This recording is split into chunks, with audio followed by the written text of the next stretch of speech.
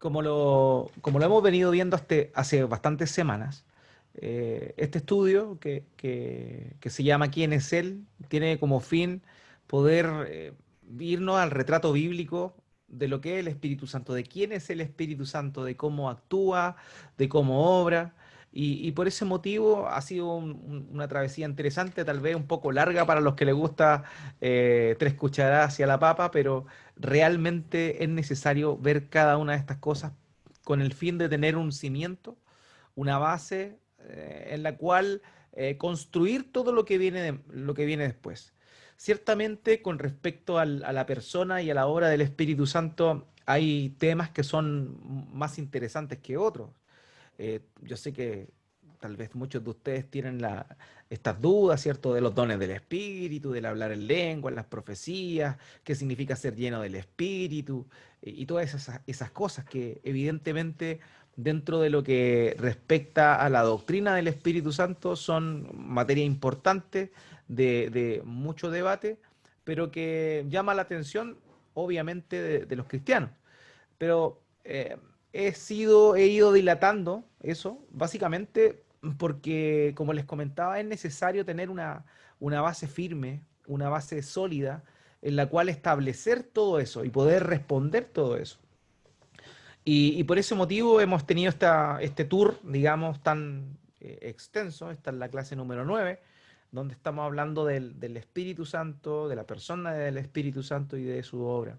Lo primero que definimos, ¿cierto? Es algo que es fundamental y es que el Espíritu Santo es Dios.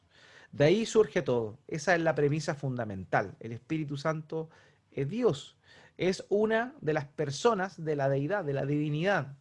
El Dios uno y trino, así le llamamos. Y Dios es uno, efectivamente. En Deuteronomio, capítulo 6, versículo 4, Dios le dice a su pueblo, escucha, Israel, Jehová tu Dios uno es. Y eso nos habla de la unidad de Dios. Dios es uno. Pero dentro de la revelación progresiva de la Escritura, se nos van cada vez dando mayores pistas de que Dios no es uno, pero está eh, eh, en su conjunto, eh, existen tres personas dentro de esa unidad perfecta.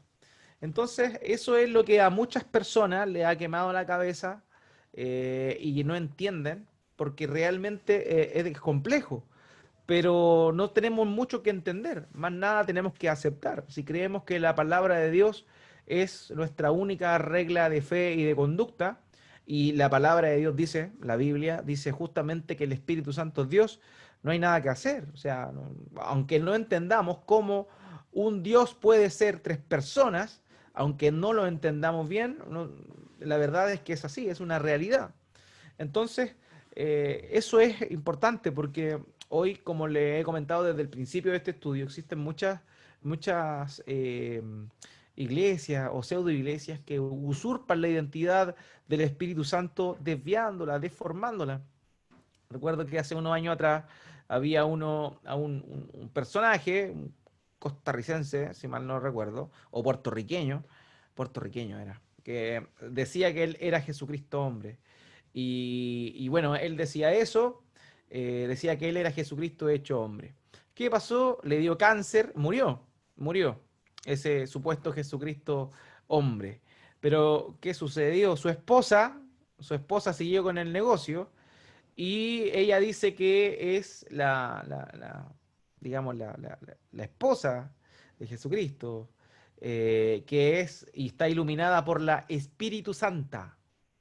O sea, a ese nivel hemos llegado. También hay otro por ahí, también puertorriqueño, si mal no creo, si mal no lo recuerdo, Jonathan Mesa se llama, que también habla del Espíritu Santo como una con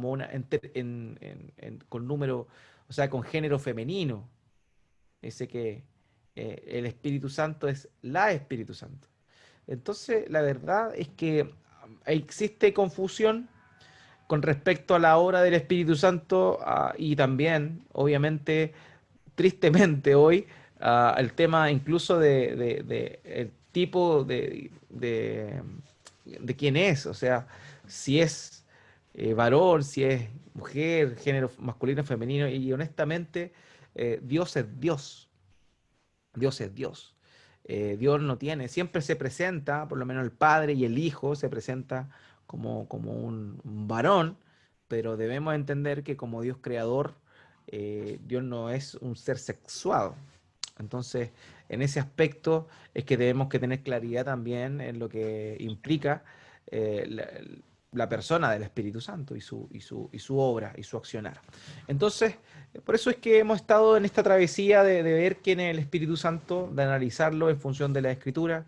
Hablamos también no tan solo de lo importante que era, también nos adentramos un poco en los títulos con los cuales se le conoce en la Escritura. Hablamos de el Espíritu Santo como un sello, como una garantía.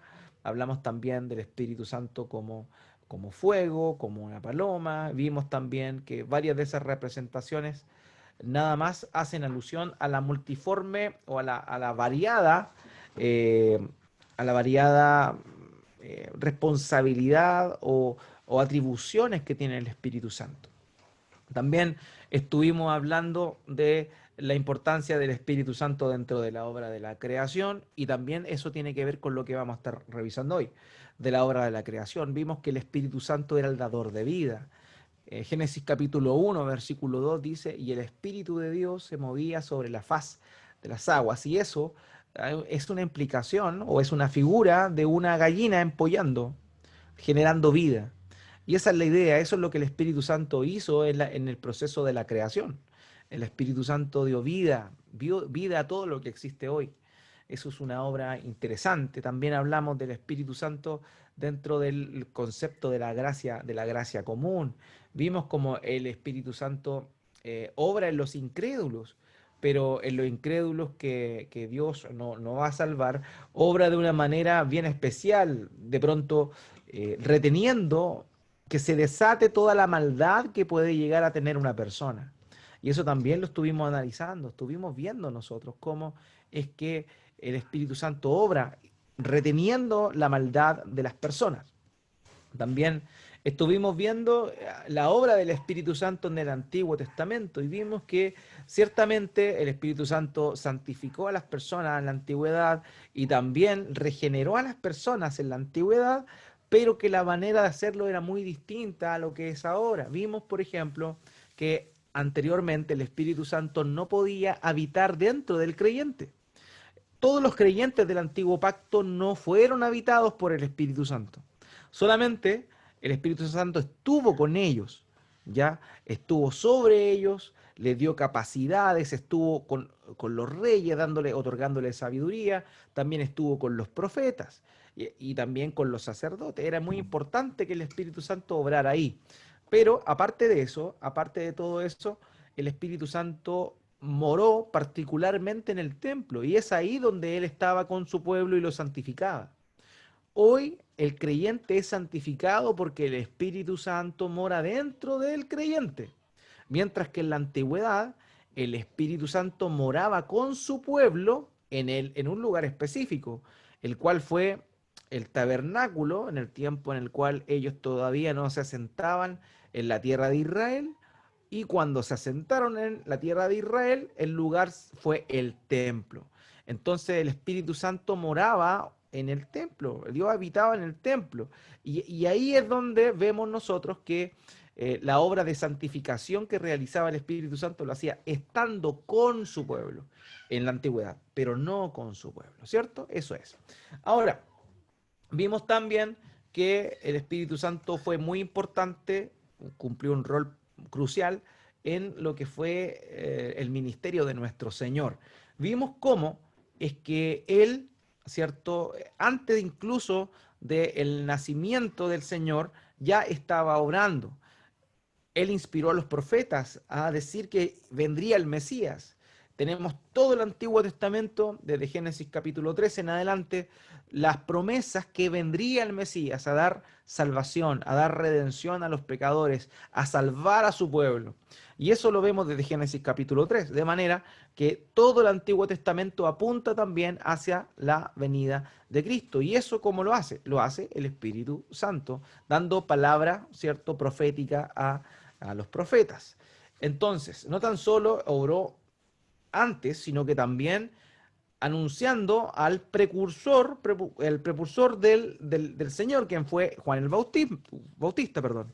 Él fue el primero, digamos, y el profeta más importante. ¿Por qué fue el profeta más importante Juan el Bautista?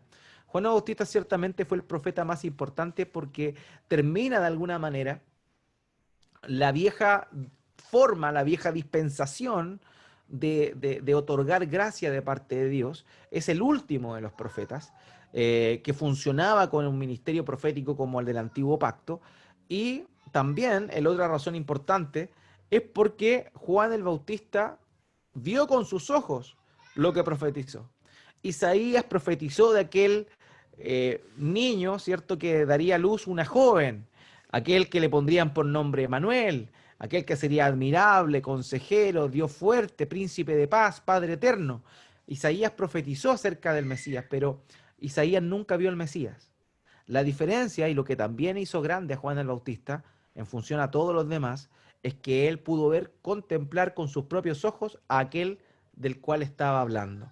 Entonces, esas son una de las razones por las cuales Juan el Bautista es considerado uno de los, el mismo Señor dice que el más grande de todos los profetas.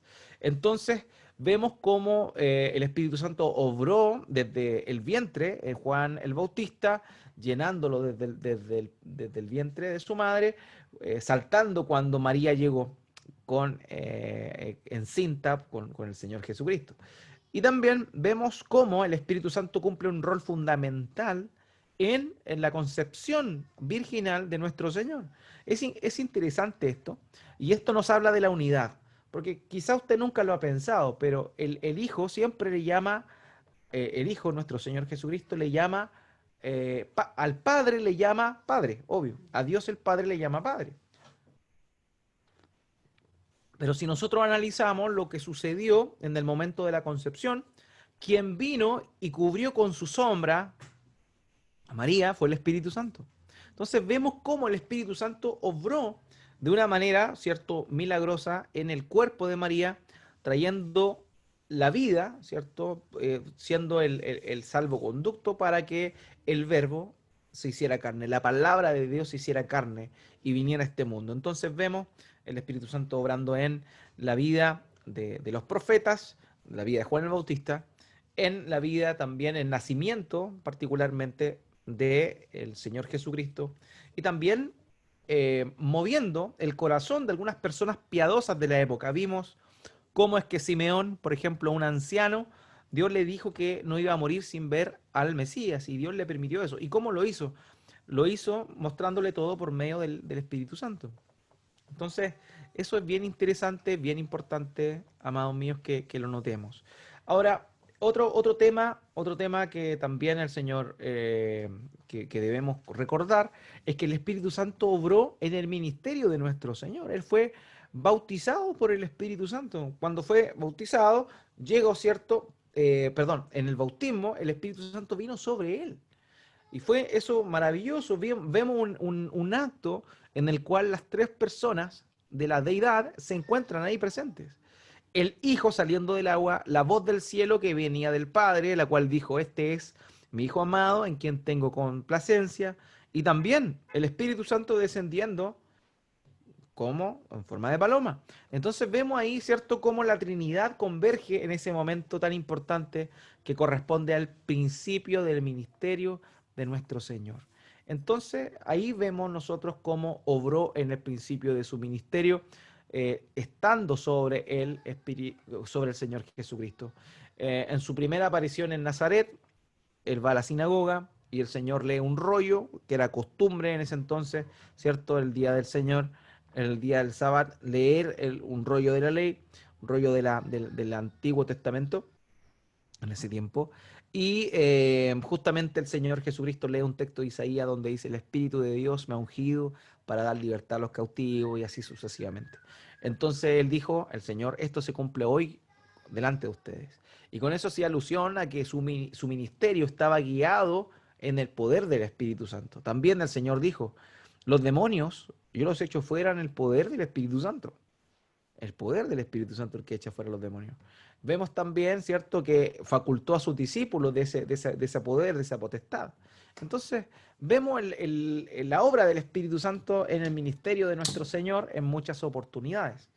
Y lo vemos también, ¿cierto?, en la vida de los discípulos. Luego de eso, ¿cierto?, luego que el Señor Jesucristo muere, es resucitado por el Espíritu Santo. El Espíritu Santo el tercer día con poder, de acuerdo a lo que dice Romanos, ¿cierto?, capítulo 1, resucita con poder al Señor Jesucristo. El Espíritu de santidad le resucita con poder y lo declara hijo de Dios.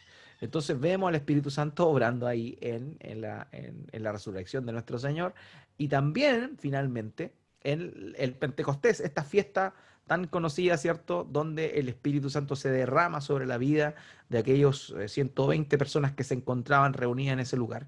Y de ahí en adelante comienza esta época de la iglesia apostólica, donde ya el Señor Jesús no estaba con ellos, pero presente, digámoslo, pero sí estaba con ellos por medio de la presencia del Espíritu Santo que habitaba en cada uno de los creyentes. Y eso fue lo último que vimos la semana pasada. Ahora, entonces, hoy día vamos a estar viendo una parte importante de la obra del Espíritu Santo. Ya luego de haber visto cómo estuvo con los discípulos y les permitió predicar con poder, hacerlos testigos delante de las demás personas, testigos de Cristo, testigos del Evangelio, pero hoy vamos a estar viendo cuál es la obra del Espíritu Santo en el incrédulo, en el incrédulo. Esto de alguna manera lo tocamos cuando hablamos en el discipulado doctrinal, pero se entiende que no todas las personas participaron en ello, así que también es necesario de una manera general y específicamente hablando de la obra del Espíritu Santo en la conversión, es lo que vamos a estar viendo hoy día. Así que denme un segundo mientras comparto mi pantalla para que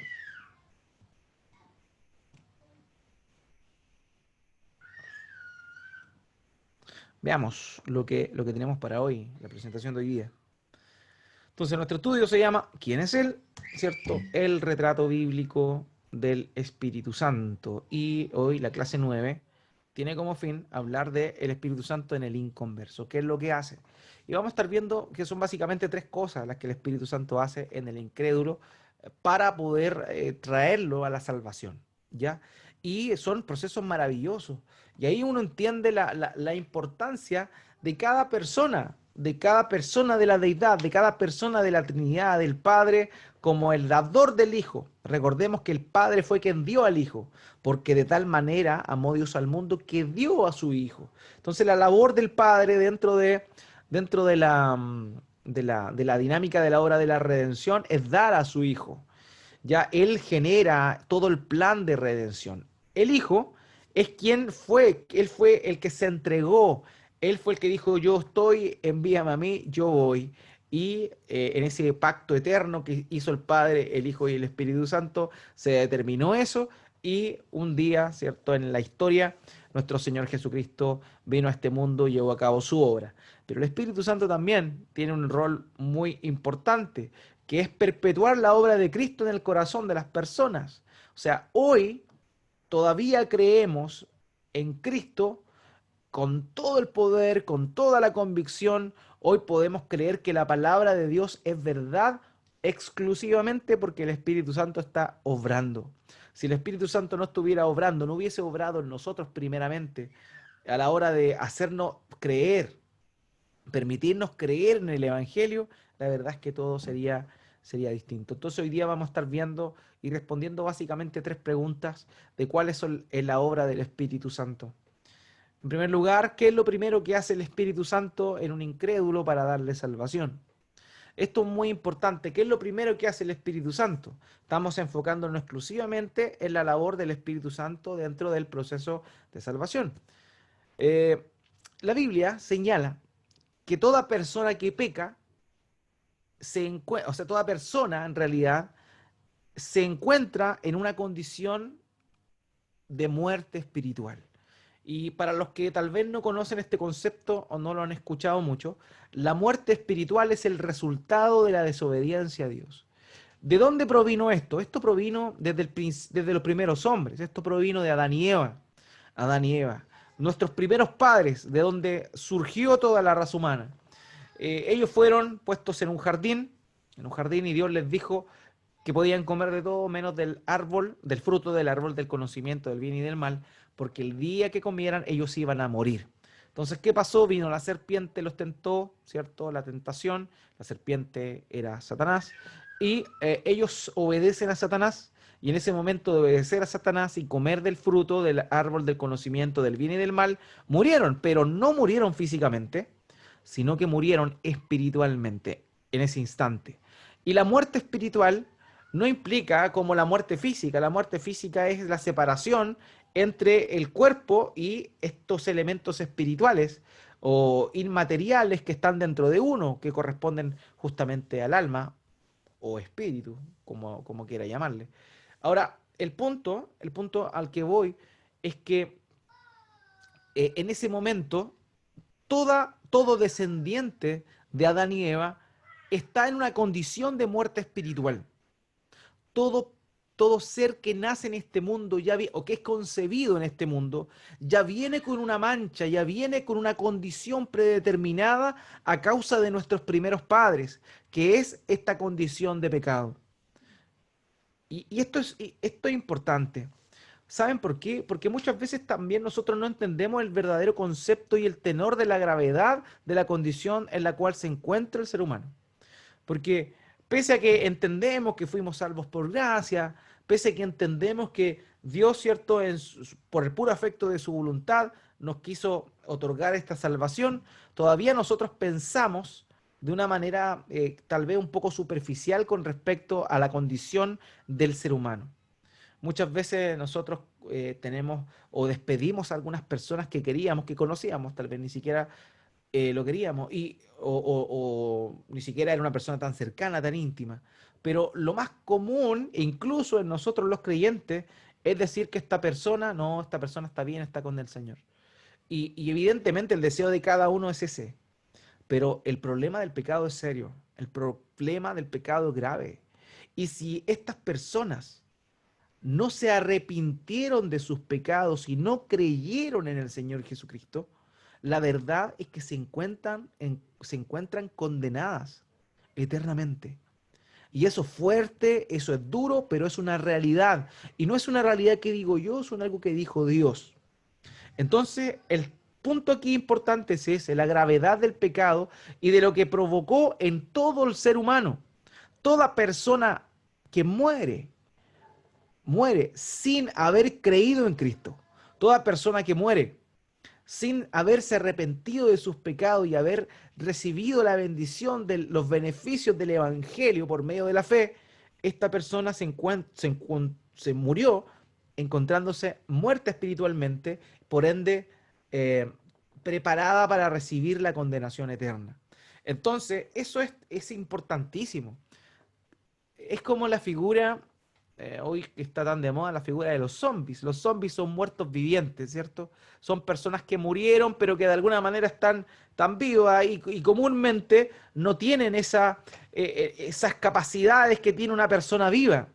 Eh, Podremos utilizar eso como una ilustración. Las personas hoy en el mundo, todos, incluso nosotros antes, son zombies espirituales. Tienen apariencia de vivos, pero están muertos, espiritualmente hablando. Se mueven, claro, pero espiritualmente en lo que respecta a su relación con Dios están incapacitados de poder acercarse a Él. Entonces aquí es importante, porque la primera labor que hace el Espíritu Santo es regenerar a las personas, ¿ok? Regenerar a las personas. Entonces, esta palabra, este término regeneración, implica volver a generar algo de nuevo. O sea, en palabras sencillas, lo que hace el Espíritu Santo es darle vida espiritual a aquellos que se encuentran muertos. Y es aquí el tema. Toda persona de forma natural, toda persona de forma natural no desea obedecer a Dios. No desea obedecer a Dios. De pronto hay algunos cristianos que dicen, bueno, yo siempre tuve una tendencia a buscar de Dios. Sí, pero ¿sabes al Dios que buscabas tú? A un Dios que era una figura de yeso, que le ponían vestido y que probablemente iba a procesiones. O aquí en el norte, más al norte le hacen baile.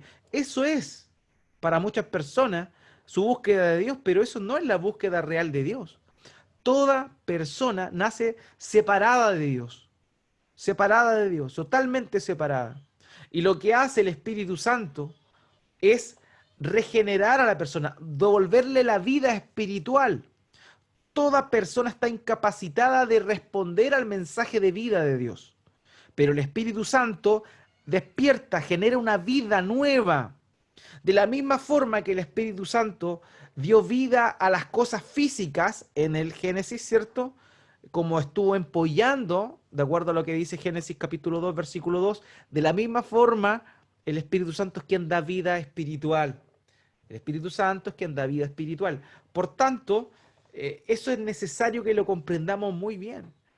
Nadie puede acercarse a Dios si es que el Espíritu Santo no le da vida espiritual, porque un muerto no puede hacer nada, ¿cierto?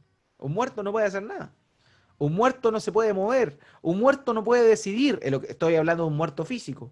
De la misma manera, un muerto espiritual.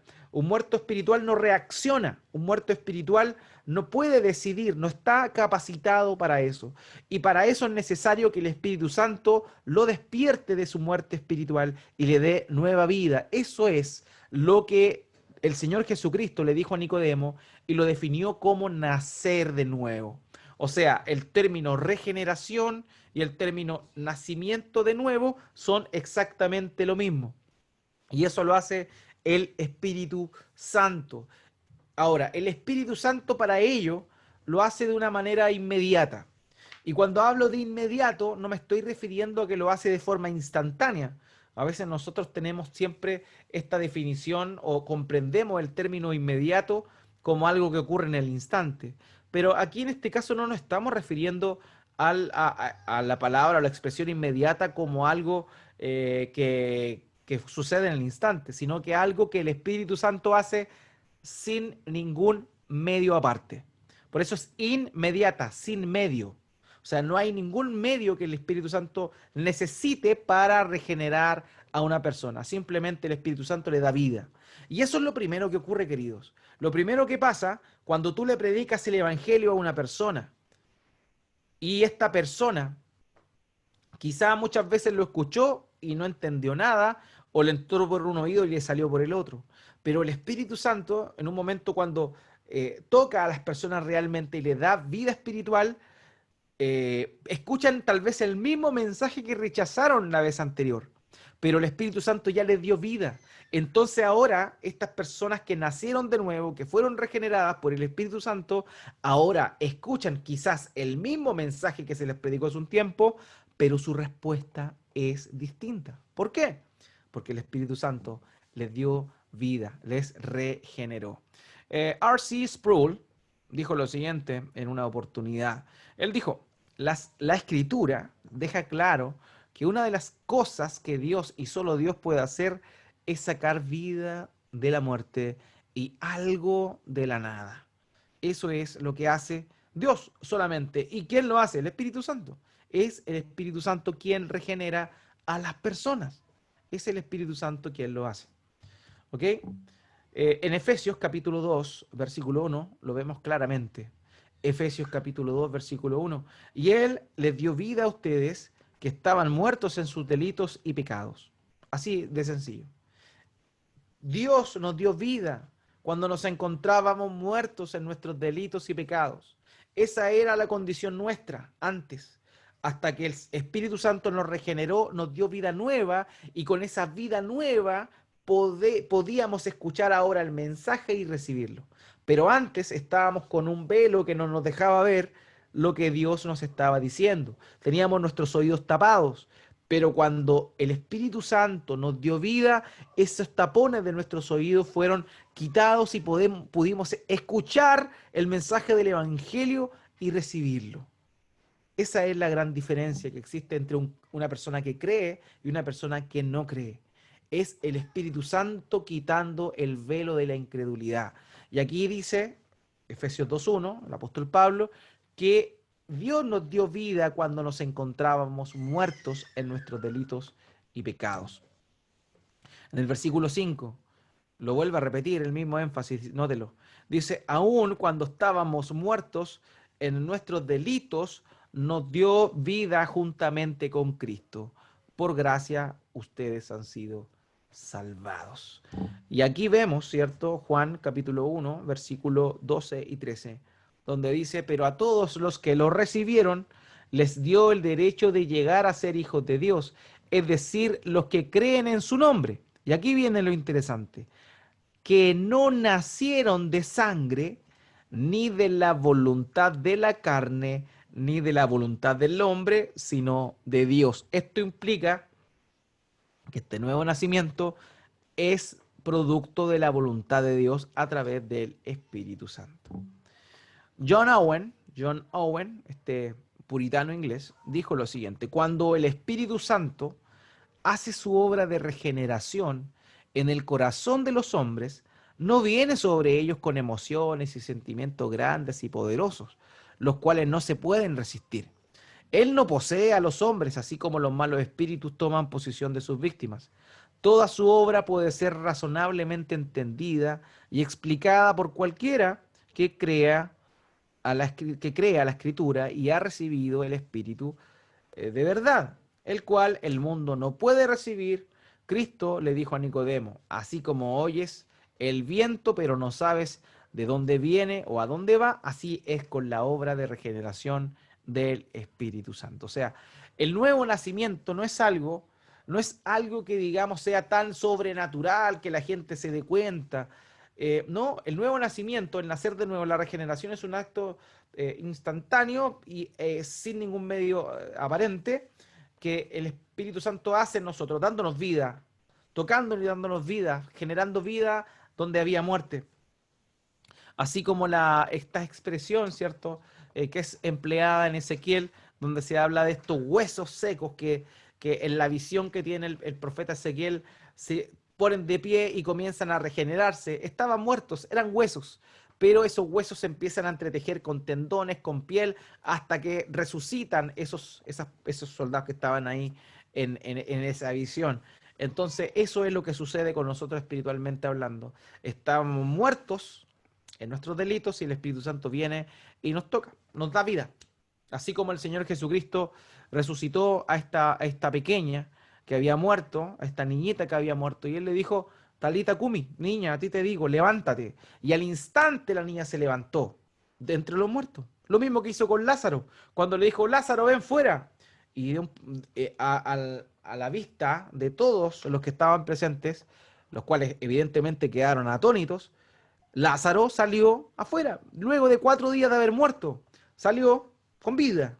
Lo mismo pasa, pero en nuestro espíritu, cuando el Espíritu Santo nos regenera y nos da nueva vida. No es algo sobrenatural, no es algo poderoso, vistoso, no, es algo, es una obra silenciosa, digamos, lo del de darnos vida. Porque luego de eso viene el otro elemento que vamos a estar revisando. Primero, entonces, lo primero que hace el Espíritu Santo es regenerarnos, darnos vida. Eso es lo primero. Para poder escuchar el llamamiento eficaz o para que el llamamiento que el Dios nos hace sea eficaz, primero es necesaria la regeneración. Sin regeneración no existe llamamiento eficaz. Sin la regeneración, sin que el hombre tenga vida, no puede realmente responder positivamente al llamado al evangelio que Dios hace. Ahora,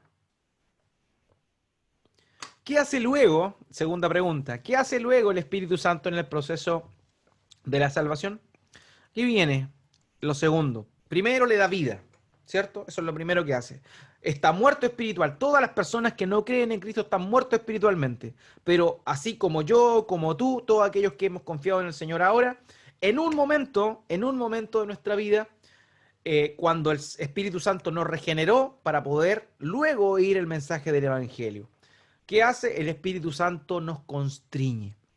Y aquí está el tema importante que nos genera un profundo pesar por nuestro pecado, por nuestra condición, nos da una angustia grande, por eso se habla de contrición. El arrepentimiento verdadero es un arrepentimiento de contrición, donde nosotros nos damos cuenta de todo el daño que le hemos hecho a Dios, de la ofensa que ha significado vivir una vida licenciosa conforme a nuestros propios deseos durante todo en nuestra estadía aquí en la tierra. Entonces, cuando el Espíritu Santo primero nos hace nacer de nuevo, escuchamos la palabra de Dios. Y luego de haberla escuchado, por primera vez, sin ningún velo, la escuchamos y ahí el Espíritu Santo se encarga de confrontarnos con su palabra, de confrontarnos con su verdad, de constreñirnos, de humillarnos. Y eso lo hace el Espíritu Santo por medio de la palabra. O sea, Él utiliza la palabra de Dios para darnos cuenta de cuál es nuestra condición de pecado. El Espíritu de Cristo, ¿cierto? No solo consuela, sino que también mediante el ministerio de la ley, es decir, de verse enfrentado a lo que Dios manda y la incapacidad que nosotros tenemos de forma natural para responder positivamente a los mandamientos de Dios, es que viene esta constricción. Recordemos que el Espíritu Santo tiene la labor de convencer al mundo de pecado, ¿cierto? Para que después haga una obra de consolación en aquellos que constriñó primeramente para que pudiesen arrepentirse de sus pecados y creer en el Evangelio. O sea, primeramente entonces lo que hace el Espíritu Santo es regenerar. Segundo lugar, constreñir a la persona. A esto me refiero con confrontarlo con su condición, convencerlo de pecado, justicia y juicio, entristecernos. Todos aquellos que nacimos de nuevo realmente, en un momento de nuestra vida nos encontramos con el Evangelio y nos dimos cuenta de nuestra condición, de nuestra desobediencia y nos conmovimos porque evidentemente nos dimos cuenta que no podíamos por nuestros propios medios estar cerca de Dios o conocer a Dios. Y es ahí esta segunda obra del Espíritu Santo en al entristecer al pecador. Primero, el Espíritu Santo para consolar, primero tiene que entristecer por la condición en la cual el ser humano se encuentra. Juan 16:8, el Señor Jesucristo dijo, refiriéndose al Espíritu Santo, lo siguiente: y cuando Él venga, el Espíritu Santo, convencerá al mundo de pecado, de justicia y de juicio. O sea, esa es una labor importantísima en el ser humano de funcionar al Espíritu Santo. John Vogt, un teólogo luterano, dijo lo siguiente: antes de que el Espíritu Santo empiece la labor de santificar a los pecadores, Él debe llevarlos a darse cuenta de su necesidad para hacer esto. Él debe perturbar a los cómodos, es decir, hacer que los pecadores satisfechos con ellos mismos entiendan el gran tamaño de su pecado y el castigo que éste merece. Esa es la segunda obra. Primero, nos despierta de nuestra muerte espiritual, nos da vida para ahora sí poder escuchar el mensaje del Evangelio sin el velo de la muerte espiritual que teníamos. Y luego de eso el Espíritu Santo nos confronta con la palabra, nos entristece, nos humilla a la hora que nos damos cuenta que no podemos cumplir con la ley de Dios y que estamos realmente alejados e imposibilitados de alcanzar una salvación y que lo único que realmente merecemos es la condenación eterna. Eso es lo segundo que hace el Espíritu Santo. Por eso es que el Señor en el Sermón del Monte, en Mateo capítulo 5, versículo 4, dice esto: bienaventurados los que lloran, porque ellos serán consolados. Ahora, ¿por qué lloran? ¿Se está refiriendo simplemente a la gente que está triste el Señor? ¿Se está refiriendo a la gente que está más de casi 3 meses en cuarentena y que está con cuadros de ansiedad y no tiene nada que hacer y está muy estresado por la situación? ¿A esto se refiere el Señor cuando dice bienaventurados los que lloran? No. ¿Quiénes son los que lloran? Los que lloran son aquellos que se dan cuenta de su condición. Ellos son los que son consolados. Bienaventurados los que lloran, pues ellos serán consolados. Cuando nosotros nos dimos cuenta de nuestro pecado, el Señor nos humilló, nos quebrantó y realmente nos dimos cuenta de la gravedad de nuestras transgresiones y por ese motivo es que entristecimos nuestro corazón. Y ahí viene esta parte que es importante del arrepentimiento, pero que no es todo el arrepentimiento, que es el remordimiento. Todo creyente tiene que haber sentido remordimiento por sus pecados. Ahora bien, remorderse o sentir remordimiento no es arrepentirse, pero sí arrepentirse involucra el tener remordimiento. Porque hay muchas personas que tienen remordimiento de cosas que hacen, pero no cambian, no quieren cambiar. Simplemente tienen una sensación de responsabilidad o de culpa, pero no es eso un cambio genuino. Mientras que el arrepentimiento genuino involucra un cambio de actitud, un cambio de actuar, y a la vez involucra un remordimiento. Entonces, bienaventurados los que lloran, pues ellos serán consolados. Se está refiriendo a la obra, ¿cierto?, de confrontación que hace el Espíritu Santo en aquellos que han de heredar el reino de Dios. Por eso es que hoy nosotros nos encontramos siendo consolados. Por eso es que el apóstol Pablo dijo también en 2 de Corintios capítulo 7, versículo 10, lo siguiente: porque la tristeza que es conforme a la voluntad de Dios produce un arrepentimiento que conduce a la salvación. Voy a detenerme un poco en este pasaje. Nótelo bien. Porque la tristeza que es conforme a la voluntad de Dios produce arrepentimiento que conduce a salvación. ¿De qué se está refiriendo?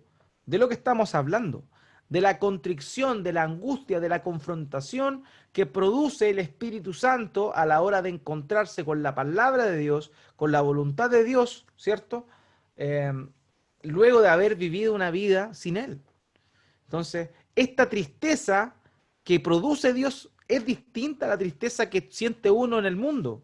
¿Por qué? Porque esta tristeza que es que produce o que nace a la hora de darnos cuenta de nuestra condición, nos lleva al arrepentimiento y a la salvación. ¿Ya?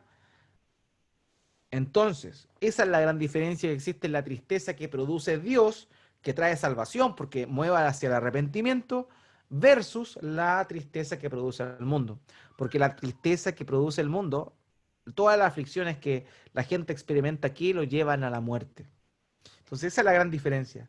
Y la obra del Espíritu Santo es convencer, ¿cierto?, a los que van a creer, evidentemente. Primero los regenera, porque esto no es para todos, eso está claro. Esto lo que hace el Espíritu Santo es regenerar y luego convencer de pecado al pecador. Eso es lo segundo que hace el Espíritu Santo. Tercera pregunta. ¿Cuál es la tercera acción que realiza el Espíritu Santo? Y aquí nos encontramos con el tercer elemento. Primero, entonces, modo de repaso, regeneración. Segundo lugar, convence de pecado, justicia, juicio o contrición, como le llamamos. Tercer lugar, el tercera acción, la conversión. La conversión. Ahora, esta conversión no se da por pasos o grados, sino que de manera instantánea. Dios nos convierte. Dios cambia nuestra naturaleza y Dios convierte nuestro corazón. Por eso el mensaje es arrepentidos y convertidos porque el reino de los cielos se ha acercado. ¿Por qué? Porque lo que hace el Espíritu Santo es llevarte a arrepentirte y convertirte. Arrepentirte es cambiar tu mente, convertirte es cambiar tu forma de actuar. Esa es la idea de lo que involucra la conversión. Y eso lo hace el Espíritu Santo luego de que la persona se dio cuenta de su pecado. En ese momento viene la conversión. Ya, esta no se da por paso o grado, sino por manera instantánea. Por naturaleza estábamos, ¿cierto?, muertos espiritualmente, sin vida en absoluto. Por lo tanto, la primera chispa de fe en el corazón del pecador o el primer anhelo después de la gracia de Dios en Cristo constituye la conversión. Ya puesto de una manera más sencilla, una persona tiene fe o no la tiene. ¿Ya? La conversión es así. O sea, hay gente que dice, yo no sé si me he convertido. Es súper sencillo. Es súper sencillo saber si te has convertido o no. ¿Tienes fe en Cristo o no tienes fe en Cristo? Es así de sencillo. ¿Por qué? Porque no hay puntos medios en esto. La conversión es instantánea. Dios te regenera, Dios te confronta con tu pecado. Todo esto obviamente lo hace el Espíritu Santo. Para luego convertirte, ¿ya? Convertir a las personas. Y en la conversión el Espíritu Santo toma a un enemigo de Dios, ciego y muerto, que somos nosotros, y lo llama al Evangelio. El Evangelio, ¿cierto?, son las buenas noticias de que Jesucristo ha hecho todo lo necesario para salvarnos a nosotros, quienes somos pecadores. ¿Ya?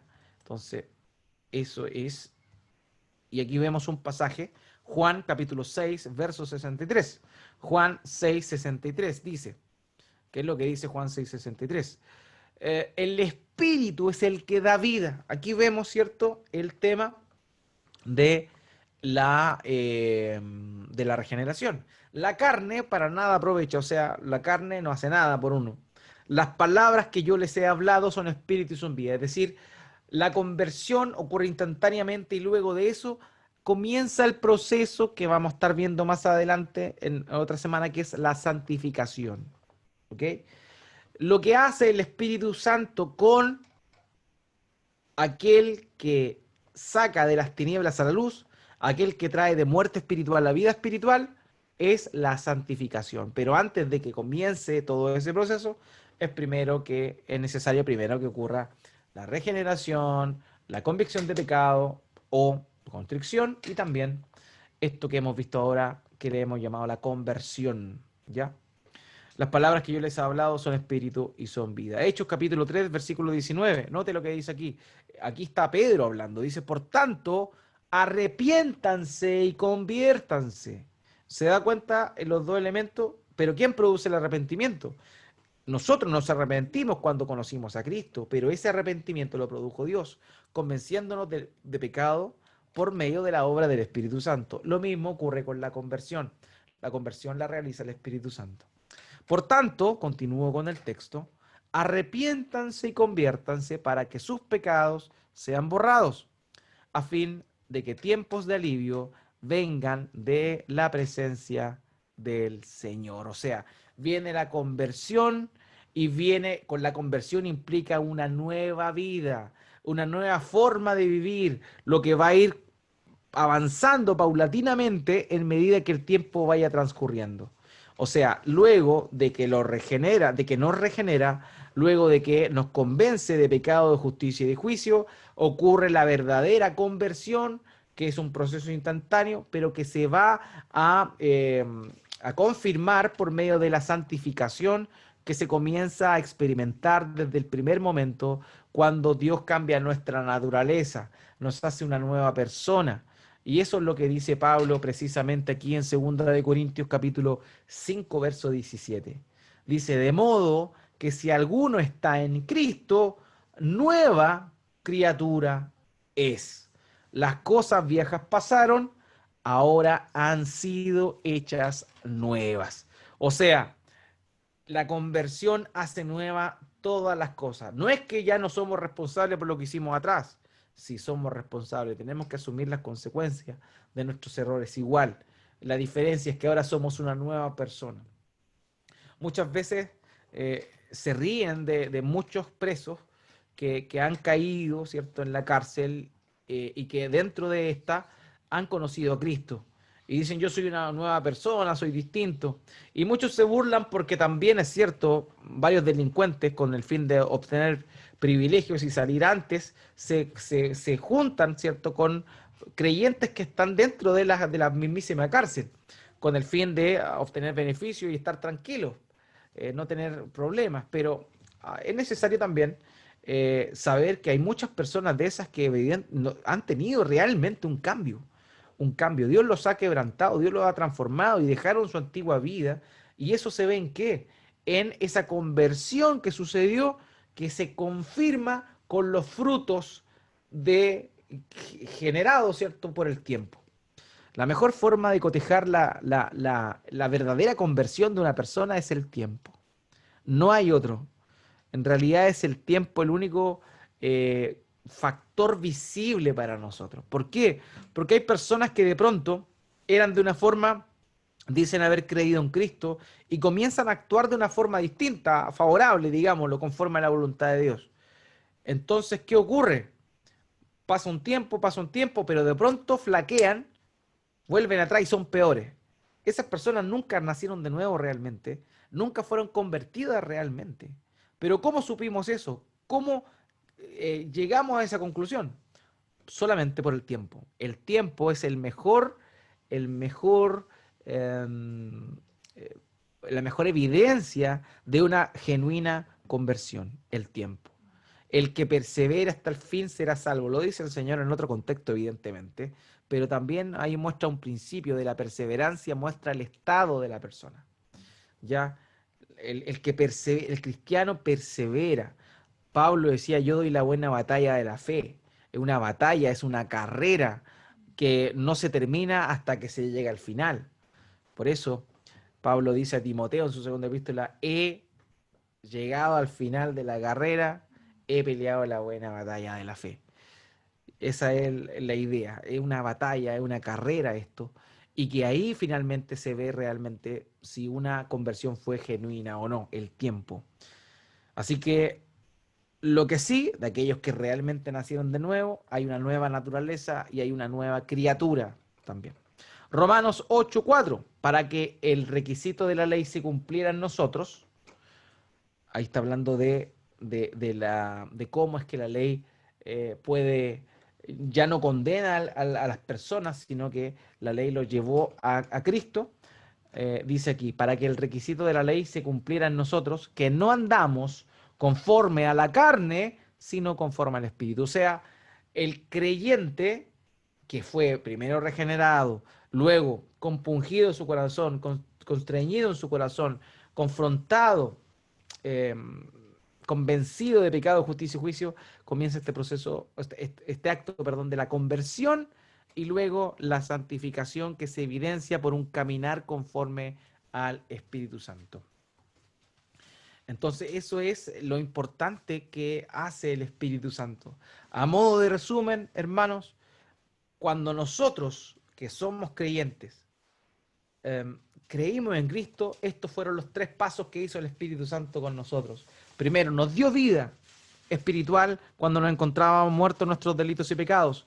Segundo, nos convenció de pecado, justicia y juicio. Nos mostró el estándar de Dios y nos dimos cuenta lo lejos que estábamos. Y en tercer lugar, convirtió nuestro corazón. Eso es lo que hace el Espíritu Santo. Y eso es lo que hizo con nosotros, eso es lo que hace con las personas que se convierten el día de hoy.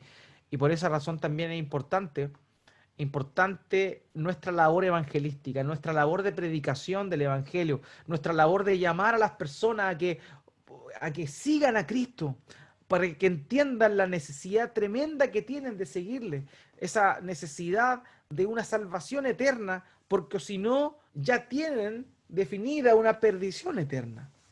Entonces, por eso es necesario que prediquemos el Evangelio, porque el Espíritu Santo obra, obviamente, a las personas, pero estas personas que han sido regeneradas necesitan oír la palabra de Dios para tener fe en el Evangelio. Y el apóstol Pablo en Romanos capítulo 10 dice, ¿y cómo oirán? ¿Cómo creerán si no hay nadie que les predique? Y ahí es donde está nuestra labor. Nosotros estamos comisionados junto con el Señor, ¿cierto? A predicar el Evangelio. ¿Para qué? Para que aquellas personas que el Espíritu Santo haya regenerado escuchen el mensaje del Evangelio, se arrepientan de sus pecados y sean convertidos en una nueva criatura y sean parte, ¿cierto?, del pueblo de Dios. Eso es el llamado para nosotros, para predicar el Evangelio. Eso debe ser una motivación para nuestras vidas a la hora de predicar el Evangelio, sabiendo que somos colaboradores de Dios. Por eso es que también Él nos ha dado el ministerio de la reconciliación, siendo colaboradores de Dios a la hora de ser voceros de la palabra, con la cual el Espíritu Santo conmoverá el corazón de los incrédulos, los cuales realmente se darán cuenta de su condición de pecado que los lleva a la destrucción, no solo en esta vida, sino también lo más terrible, en la vida venidera. Así que esas son las 3 cosas que hace el Espíritu Santo en el inconverso antes de darle, o a la hora de darle salvación y darle eterna redención. Así que, amados míos, eso era lo que tenía preparado para ustedes esta noche con respecto a la labor del Espíritu Santo en la vida del incrédulo.